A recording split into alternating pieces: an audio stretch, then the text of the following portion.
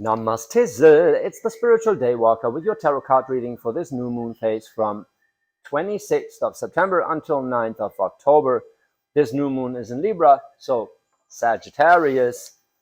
It feels like everything is moving, but nothing is moving forward. Does that make sense to you? I mean, like the relationships in your life are rearranging, and it's not only about the romantic relationships. It's about your relationship with life, with the things in your life and the people in your life, right? So it can be legal matters, whatever, taking care of shit, all that stuff. And it feels like a distraction sometimes. I mean, that's just the general energy. That being said, it is a general reading, so if the message doesn't resonate with you, feel free to drop the message. If it does resonate with you, drop a comment, like, subscribe, and share it to who might ever enjoy it. Now let's see. In the DNA spread, the middle is the spirit axis, your way from your soul's decision into manifestation, and the energies of this experience balancing around it into manifestation. In the spot of the zero, there's death, there is transformation, there is letting things go, but there are no negative cards in tarot, and especially not in the soul spot. The spot of the zero means your soul decided it's time to let something die, right? For a new beginning, it's time for a rebirth, right? So that is a cool energy to come from. It's a Scorpio energy as well, right? So maybe a Scorpio is going to help you realize, or help you realize in the past, because that's the energy you're coming from. That's the the energy your soul is in, that wants to integrate into your reality. So let's see. The challenge to overcome the spot of the 9 is a 6 of Pentacles, is imbalance, is that you're trying to pull the grass to grow, right? So there is growth, but it's not exactly fast enough, or you're pulling in a lot of energy that you're not exactly getting back. And like in the spot of the realization, if you're realizing something about a 6 of Pentacles energy, that is most likely your intention of giving or taking, right? So it is like, what am I doing this for? What do I actually gain out of this? And maybe I'm just giving because I feel guilty, for example, right?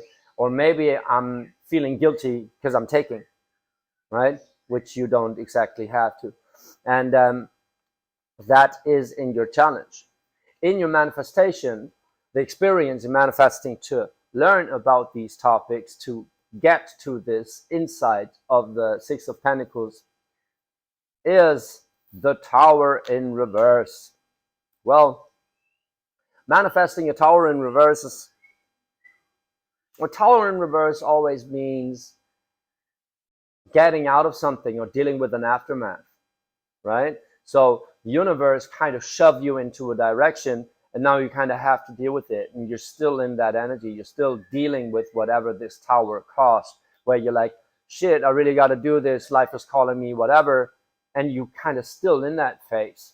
You're kind of like, that's why it's not moving. You cannot move away from this tower unless you clear the energies that are surrounding it. Now, what energies are surrounding it? Let's see. In the spot of the 1, giving you an impulse to move into a different direction, is the 2 of Cups in reverse. Feels either like a breakup or a commitment that has ended, right? So it can be that you quit your job, it can be that you ended a relationship, right? But that ending, that death of this commitment is giving you an impulse to move forward in the spot of the 1. Because the spot of the 1, that is yeah, what is Keta Chokma, right? And that is the impulse of the universe, of the creator, to like manifest something. What is balancing that, what is kind of taking that energy out a little and directing it, in the spot of the 2, Bina, there is Daughter of Pentacles in reverse. Well, you want to move, but it's not exactly moving out of it, because there's a Daughter of Pentacles in reverse. It's like, it's a new beginning in your reality, and it seems like you want to move out of something emotionally. You have moved out of something, and now you're trying to unwind it in the physical, right? So what is kind of where this energy of the spot of the 1 is being used in the spot of the 2 is in the physical, right? So your emotional commitment has ended, and it's giving you a reason to move, And then you realize, okay, now I got to enter commitment in the physical, like clear up contracts, for example, right? And like, to let this die, I really have to cut it out, in a sense, out of my life, and get things in order, right? So a new beginning can take place. That's why this new beginning, which the page, the daughter, signifies, is delayed, because you still have to take care of some things that are tied to that death, to the transition that you're in, right? What you're realizing about these energies balancing, in the spot of the 3, there's a 10 of Pentacles. So a realization about the 10 of Pentacles is, and next to a daughter of Pentacles, it is realizing what you truly want in your life. As simple as that. And what you want as a legacy, what you want to be remembered by, what you want to be able to share, right? So basically realizing that this love has ended because it's going nowhere, and you now have to deal with what, like, the aftermath of that shit. It's like making you realize what you truly want instead, right? And having that longing is going to take you a long way. So it's beautiful. It's very beautiful. You're moving towards that 10 of Pentacles, right? The 3 is a spot where the 10 of Pentacles is still very much an idea, but it's a strong sense of like what you want to go for, and it's in spirit. So it is about to manifest through that rebirth. The rebirth is pointing towards that 10 of Pentacles. Now in your challenge row surrounding that 6 of Pentacles here, there's a 3 of Pentacles and the Moon card. So in the spot of the 4, the idea that gives you stability is about working together, right? So it can be the idea that even if this has ended, we both kind of want the same thing. It can also be that it's not the same person, but another network of like people you work with that are very grounded can help you with like clarifying your vision, right? On the other hand, the cause for conflict is the Moon card. So said there's something, well, it's fucking with your subconscious, right? So that this thing has ended, this commitment ending, moving from this into this, because mathematically you're moving from the 1 into the 5 and from the 2 into the 4, because it's all doubling, right? So the 2 of Cups morphs into a Moon, where you realize something about your subconscious, something that, or something coming to light after you broke up or after that commitment has ended. Something is coming to light, but what's giving you stability in that situation is your network, is the things you already have built and what you can rely upon in the physical, right? The Daughter of Pentacles in reverse is strongly relying on what is already there, right? So to be able to deal with tying up the loose ends and making something new happen here, you're relying on what you already have built. That gives you that stability, which is a very, very beautiful thing to have to fall back on. So rebirth doesn't exactly mean everything is shifting, unless there's a World card or a Fool on the table. It just means that a part of your life that is core to your personality is shifting big time. And that I do see was like when the Two of Cups is giving you an impulse to create.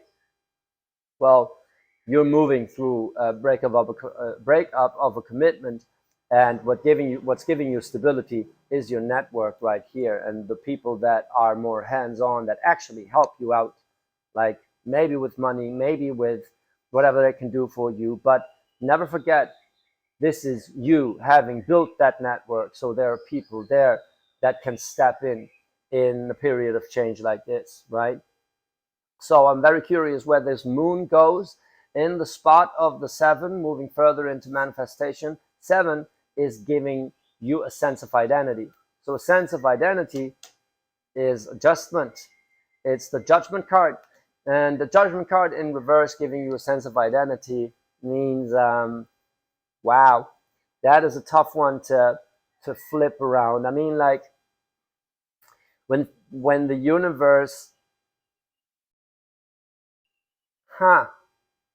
well, the adjustments that are happening and that you want to make that are not exactly moving are giving you a strong sense of identity, are vital for your personality.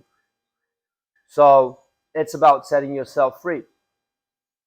It's about setting yourself free from this subconscious turmoil that this moon signifies. And the moon can also be a timing. The moon can also refer to the full moon. You're like, at full moon, it's time to ask your network to help, to step in, right? Like the closer we get to the full moon, the more this Three of Pentacles is going to weigh in, right? That can be it. But that moon, like the subconscious coming to light, is manifesting into that judgment in reverse, where you're like, you know what? I have to make some changes. I make some changes, and I'm proud of myself that I made these changes, right? But it's still not exactly easy because that judgment is delayed, right? So these adjustments are a little delayed. On the other hand, what gives you actually abundance in the spot of the 8, the infinite, right? So coming from a sense of identity into the idea that everything is working in your favor, that everything is abundant, is defined by temperance. Wow.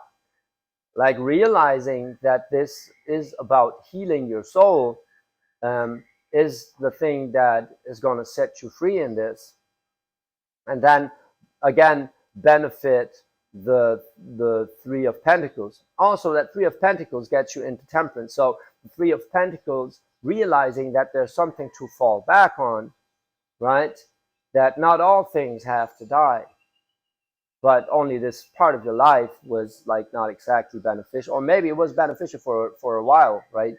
And now there's something like, now after it's ended, you're realizing something about it. So temperance, healing, is going to give you abundance. On the other hand, like, do not doubt your judgment just because a commitment has ended. It was all good for something.